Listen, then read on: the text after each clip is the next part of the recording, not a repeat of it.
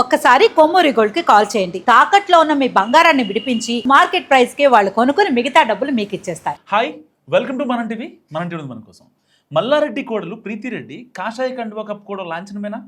తన చర్యలతో ఆమె ఈ విషయాన్ని చెప్పగానే చెప్తున్నారా? ఒకవేళ అదే నిజమైతే ఫ్యామిలీ ప్యాకేజ్ ఉంటుందా, లేక ఆడా ఉంటా ఏడా ఉంటా అన్నట్టు కుటుంబ సభ్యులంతా తలో పార్టీలో ఉంటారా? చామకూర ఫ్యామిలీ పొలిటికల్ రిథం ఏంటి? మాజీ మంత్రి మల్లారెడ్డి మాస్ సాంగ్స్కు ఎలా హుషారుగా స్టెప్స్ వేస్తారో ఇప్పుడు ఆయన కుటుంబ సభ్యులు వేస్తున్న పొలిటికల్ స్టెప్స్ కూడా అంతకంటే ఆసక్తిగా మారుతున్నాయి.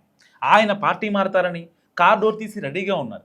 సో ఇంకో పక్క పార్టీ ఆఫీస్లో కాలు పెట్టడమే తరవై అంటూ చాన్నాళ్ళుగా ప్రచారం జరుగుతుంది.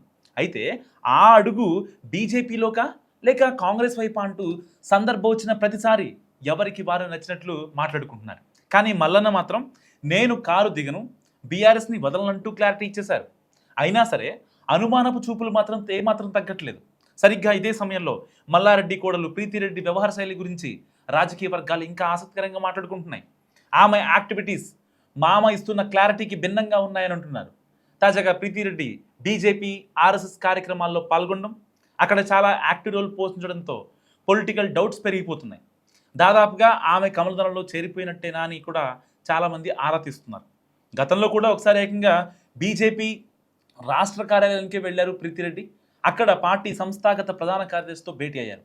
అయితే ప్రధాని మోడీ కార్యక్రమం గురించి మాట్లాడేందుకు వచ్చానని అప్పట్లో కవర్ చేసుకున్నారు ఆవిడ. ఆ తర్వాత కూడా తన మొగ్గు బీజేపీ వైపే అనేలా ఆమె యాక్టివిటీస్ కనిపించాయి.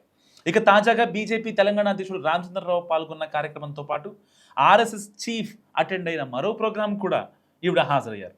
బీజేపీ మెడికల్ సెల్ నిర్వహించిన ధన్వంతరి ఎక్సలెన్సీ అవార్డుల కార్యక్రమంలో పాల్గొని బాగా సందడి చేశారు ప్రీతిరెడ్డి.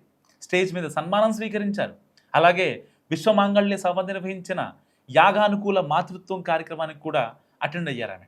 సో మరి ఎగ్జాక్ట్గా ఈ కార్యక్రమంలోనే ఆర్ఎస్ఎస్ చీఫ్ మోహన్ భగత్ కూడా పాల్గొన్నారు. సో ఈ ప్రోగ్రాంలో ఎక్కువ హడావుడి చేశారు ప్రీతి. అక్కడికి వచ్చిన మహిళలతో ఫోటోలు, సెల్ఫీలు దిగారు. కార్యక్రమం ప్రారంభానికన్నా ముందు వచ్చి పూర్తిగా అయిపోయేంత వరకు అక్కడే ఉన్నారు.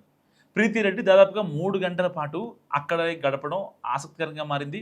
సో ఈ కార్యక్రమానికి ఎంపీ ఈటెల రాజేందర్ కోడలు క్షమితారెడ్డి కూడా అటెండ్ అయ్యారు. ప్రీతి, క్షమిత ఇద్దరు పక్కపక్కనే కూర్చొని ఎక్కువసేపు మాట్లాడుకోవడం, యాక్టివ్గా ఉండడం లాంటి వాటిని గమనిస్తున్న రాజకీయ వర్గాలు ఇక ప్రీతి కాషాయ కండువా కప్పుకోవడమే లాంఛనమే అయి ఉంటుందని మాట్లాడుకుంటున్నాయి. బీజేపీ ఢిల్లీ పెద్దలతో కూడా టచ్లో ఉన్నారట మల్లారెడ్డి కోడలు. దీంతో త్వరలోనే పిక్చర్ క్లియర్ అయ్యే అవకాశం ఉందన్న చర్చలు నడుస్తున్నాయి. మరి మీరేమనుకుంటున్నారు? ప్రీతిరెడ్డి నిజంగా బీజేపీలోకి వెళ్ళే ఛాన్స్ ఉందా? మస్తు కామెంట్ చేయండి.